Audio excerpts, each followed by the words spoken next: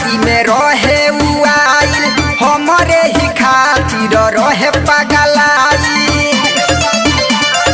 ए सखी भैया के शादी में रहे आइल हमरे ही खातिर रहे पगलाई।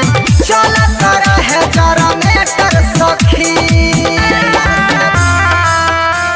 डीजे के ऑपरेटर सखी देले वाला भलेटर सखी डीजे के ऑपरेटर सखी देले वाला भलेटर सखी।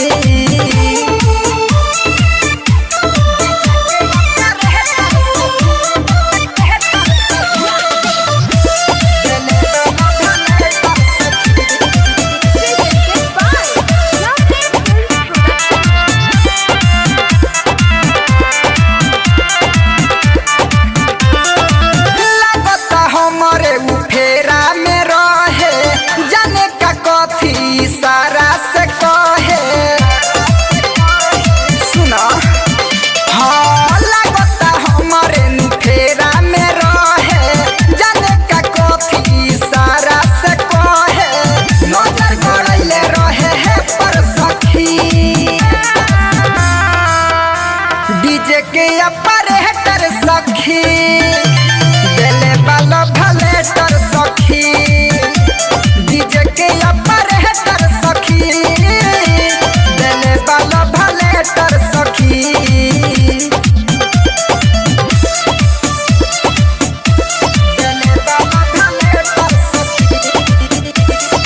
Music by Gaurav Roshan. देले वाला भलेटर सखी।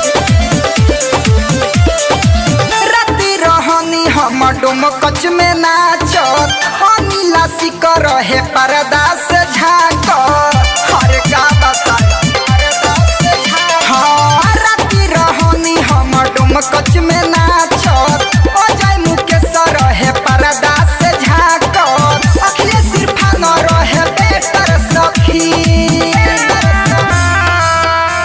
डीजे के ऑपरेटर सखी देले वाला भलेटर सखी डीजे के ऑपरेटर सखी देले वाला भलेटर सखी।